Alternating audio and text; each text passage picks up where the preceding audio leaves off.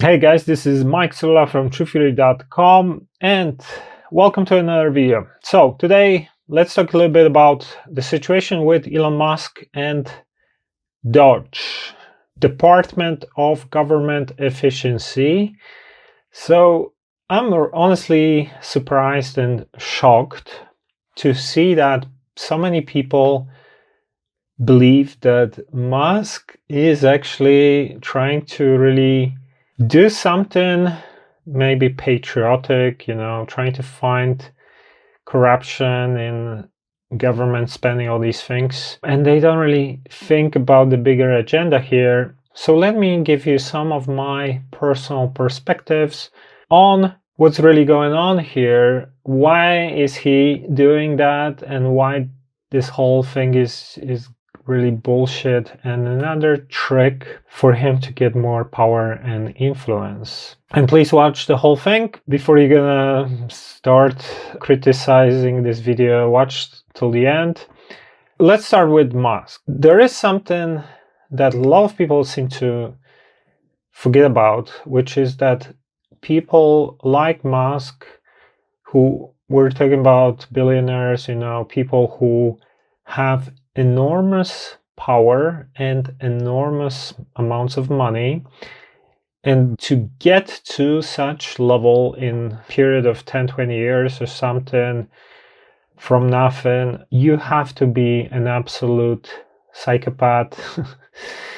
And the whole idea of capitalism is to basically try to take advantage of everything and everyone, resources, people, so you get your results, right? And anyone who ever studied any famous person, from Rockefellers to Carnegies to Bill Gates to Bezos, knows that these people are cutthroat, selfish psychopaths who pretend to look like saviors. This is important, right?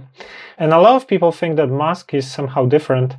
He might be soft-spoken, he might appear to the public as this genius who wants to save the world and who wants to do something good and is a kind person, whatever, but of course, it cannot be this way, because someone who is a businessman at this level is completely opposite to that. And if you start looking at evidence and examples and everything, you're gonna see that it is exactly that. Read his biographies, look into accounts of people who worked for him. He's just a cutthroat businessman who treats people as resources with zero empathy, creates a fear-based management system, and smiles to the camera every time he's on the cameras, like pretends to be this nice guy, but his way of acting is obviously something completely opposite to that. And this is one of the things that most people obviously seem to miss, because one of the most important things is that every leader, every person of this level understands one simple thing, which vast majority of people seem to not understand. They know the power of propaganda and marketing. And Musk is a king of that. He's the best marketer probably alive, sending Tesla to space so he gets free advertising, and doing all sorts of stunts like that. For any kind of leader or business leader or politician or any kind of figure like that, winning the public is one of the most important things. Why? Because if the public loves you, for example, if they like someone like Musk, if they think he's a genius, he's a hero, he's like this superhero person, a billionaire who wants to save the world, blah, blah, blah. If they think that, then what happens? They're gonna be buying his products. They're gonna be investing in his companies. Media, which covers him all the time, will write some nice things about it. People will share these articles. they will support him. So he has to create an image. He has to create a public persona where he appears as this cool guy, down to earth, sharing memes and trying to fight for the common good and being on the side of people and all this other bullshit. This is bullshit, really. So people like him, so people love him, so people admire him, so people see him as a hero, and then they use his products, they promote him, etc. And everyone in history who was at this level knows that. I suggest to check out, for example, Edward Bernays, who was the father of propaganda. There is a good documentary called Century of the Self that shows you how these people act, how they behave, how they create these campaigns.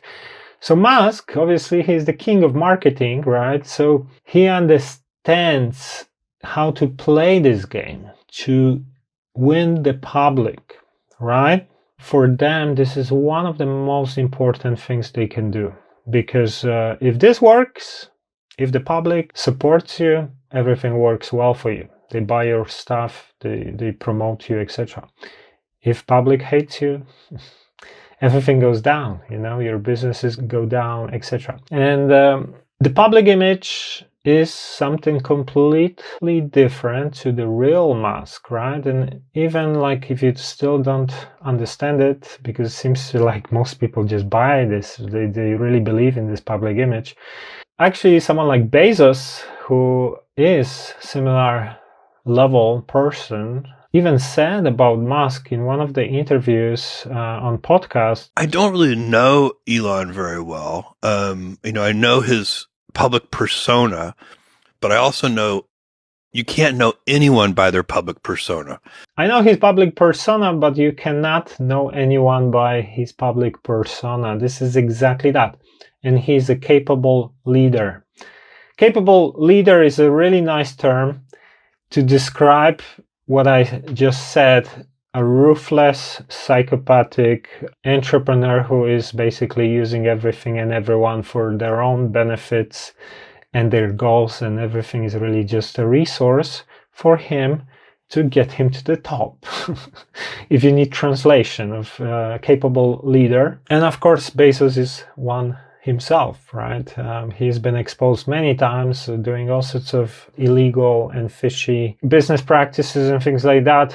So he knows exactly what it is like to run such empire and to be this type of person. So now, if you understand that, the whole thing is just a mask, right? It's just his public persona.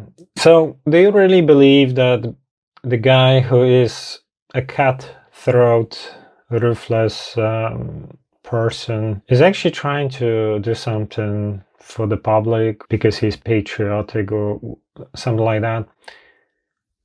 Probably not.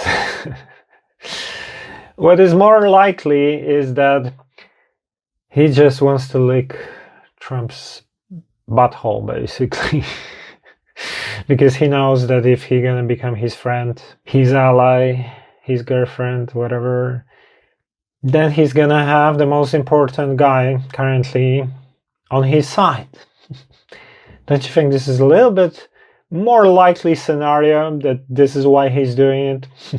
Think about it. Trump is becoming a president now, and you had Zuckerberg banning Trump from Facebook and Instagram 3 years ago or something, 2021, right? But things changed. Biden is gone, and now Zucky is having dinner with Trumpy and donating to his campaign, right?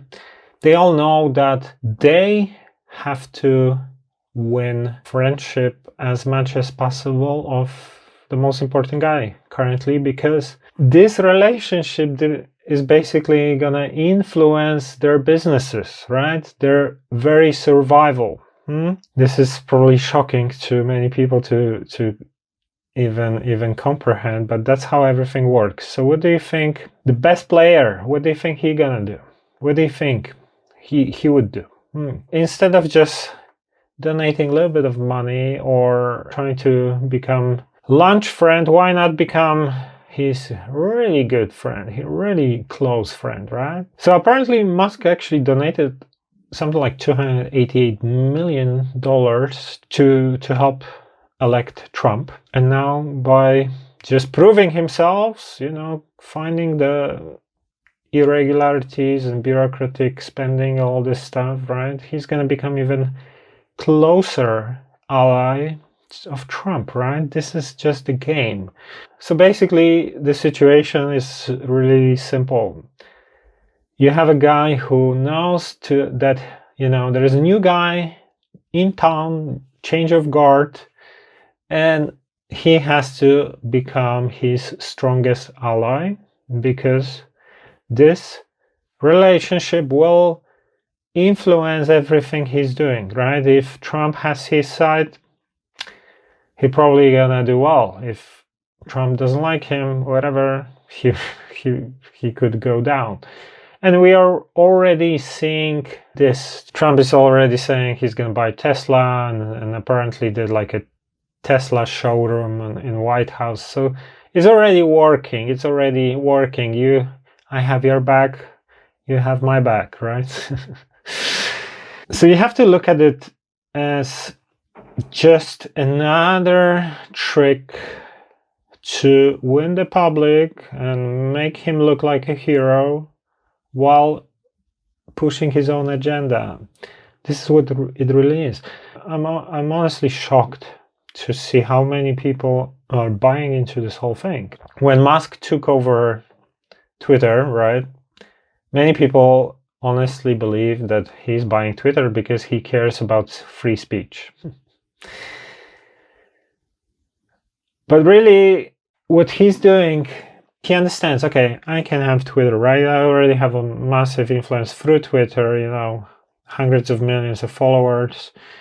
Basically, whatever I say, crypto goes up or down, people gonna buy more of my products, etc. So he understands that Twitter or X is a great marketing tool, right?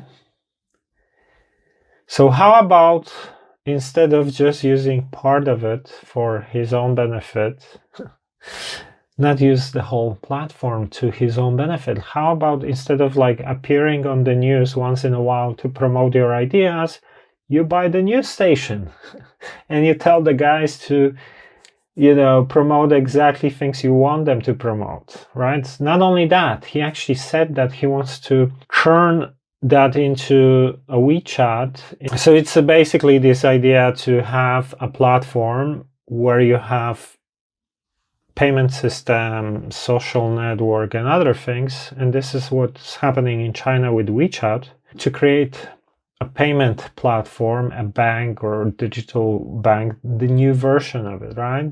Twitter already has the base or X. So these are the real reasons. These are not the free speech is just garbage. It's bullshit propaganda for, 5-year-olds. Honestly, I'm always shocked how naive people can get, that they're really gonna believe a person like that obviously is doing one thing and saying something else. That's what the public wants, right?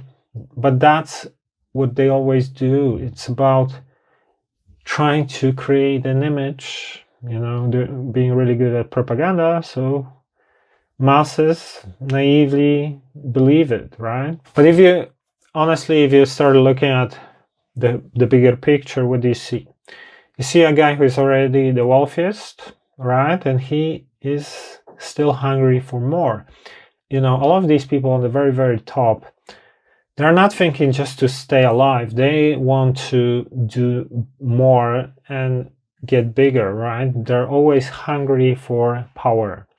So he's talking about turning Tesla into something like $20 trillion company with things like Optimus robot and self-driving cars. And Optimus robots would be basically housekeeper assistant, something like that, right? This is just the beginning, but in the future, same like smartphones became a big thing, this could become another big thing.